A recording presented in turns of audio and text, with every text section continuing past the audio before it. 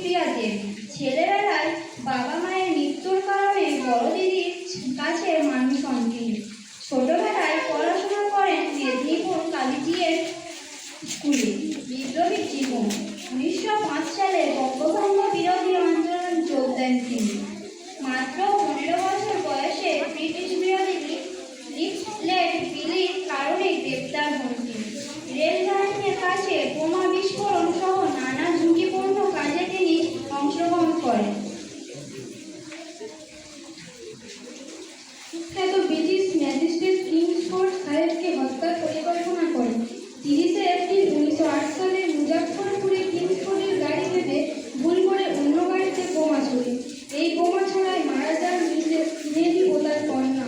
প্রফুল্লচারী নিজেকে হত্যা করেন এবং ক্ষুদিরাম বসু গ্রেপ্তার বরণ করেন। বিচারের ঘোষে 1908 সালে 11 আগস্ট মুজাফফর জেলে ক্ষুদিরাম বসুর ক্ষুদিরাম হবে পাতের বাড়ির ছেলে।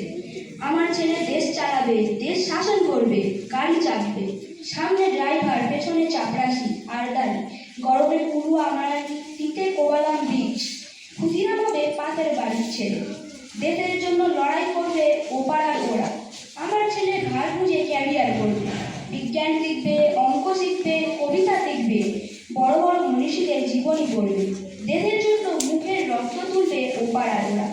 আমার ছেলে রক্ত কেনার খরচ সুদে আসলে বসুল করবে, অন্য কেউ বুক ফুলিয়ে নেতাজি সুভাষ হবে, বাড়ি ছাড়বে, পুরস্কার নেবে। ক্ষুদিরাম হবে বাড়ির পাতের ছেলে।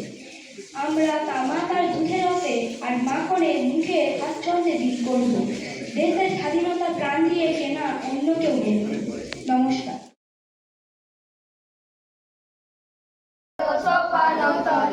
কত প্রাণ হলো বলিদান, লেখা আছে অশ্রু জলে, কত বিপ্লবী বন্ধু রক্তে রাঙা, বন্দিশালার ওই শিকল ভাঙা, তারা কি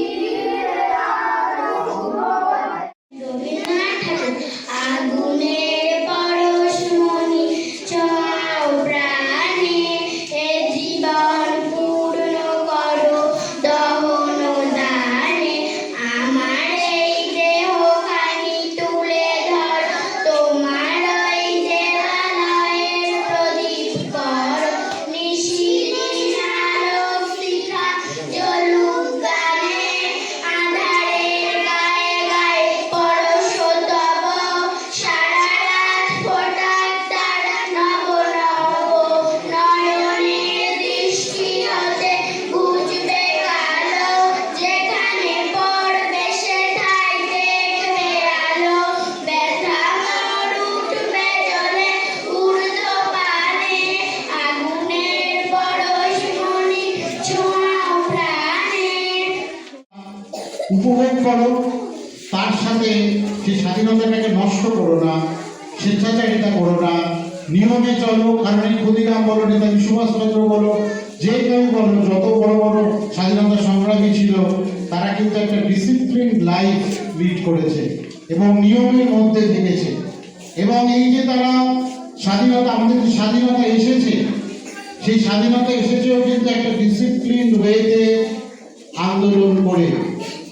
তাই তোমাদেরকে মাস্টারমশাইরা যে নিয়ম শেখায়, যে ডিসিপ্লিন শেখায়, সেগুলো কিন্তু তোমরা শিখবে। নিয়মে চললে কিন্তু তোমাদের যে কাঙ্ক্ষিত লক্ষ্য, তোমরা তোমাদের জীবনে একটা করে লক্ষ্য সেট করো। যেরকম ক্ষুদিরাম বোস লক্ষ্য সেট করেছিল কিংসফোর্ডকে হত্যা করা, যদিও হত্যা করাটা খারাপ, কিন্তু সেই সময়ে যে অবস্থা হয়েছিল, আমাদের রাজনৈতিক পরিস্থিতি এরকম ছিল, সেরকম করতেই হতো। তো সেরকম প্রতিটা নেতাজি সুভাষচন্দ্র বোসের লক্ষ্য ছিল। তো তোমাদের একটা করে লক্ষ্য স্থির করতে হবে। লক্ষ্য যদি না স্থির করো তাহলে কিন্তু কোনো লাভ নেই। আর তোমরা ইতিমধ্যে, আমি তোমাদেরকে যখন পড়াই বা অন্যান্য মাস্টারমশাইরা যখন পড়ায়, সেই পড়ানোর একটাই লক্ষ্য থাকে, আমাদের টার্গেট কি? কি টার্গেট আমাদের? কেউ বলতে পারবে?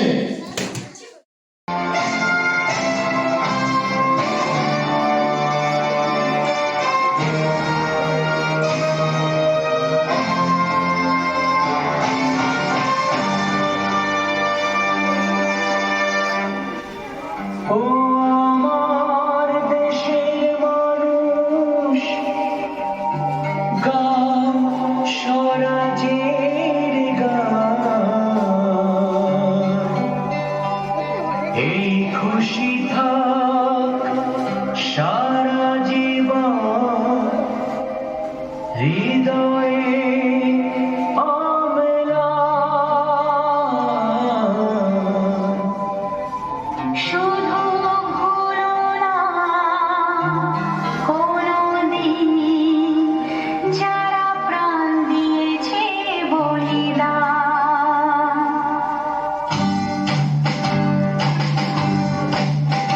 ভুলো না কোনোদিন যারা প্রাণ দিয়েছে বলিদান। ভুলো না কোনোদিন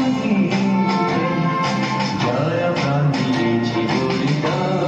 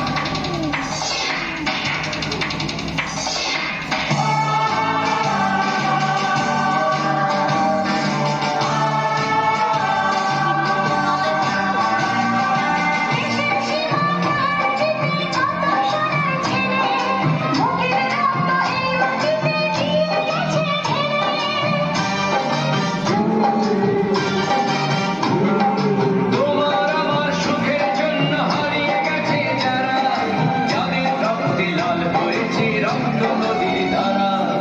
রক্ত নদীর ধারা, রক্ত নদীর ধারা, রক্ত নদীর ধারা,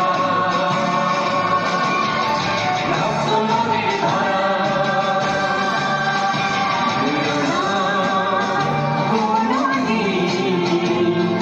যারা প্রাণ দিয়েছে বলিদান। ভুলো না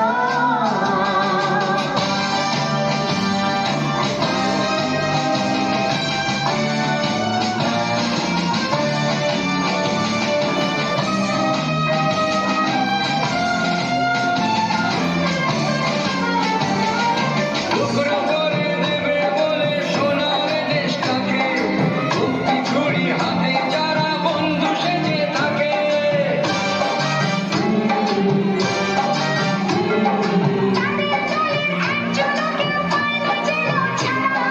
কিসের ক্ষতি বইলে তখন রক্ত নদীর ধারা।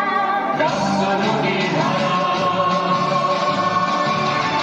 রক্ত নদীর ধারা, রক্ত নদীর ধারা, রক্ত নদীর ধারা। ভুলো না কোনোদিন যারা প্রাণ দিয়েছে বলিদান। ভুলো না।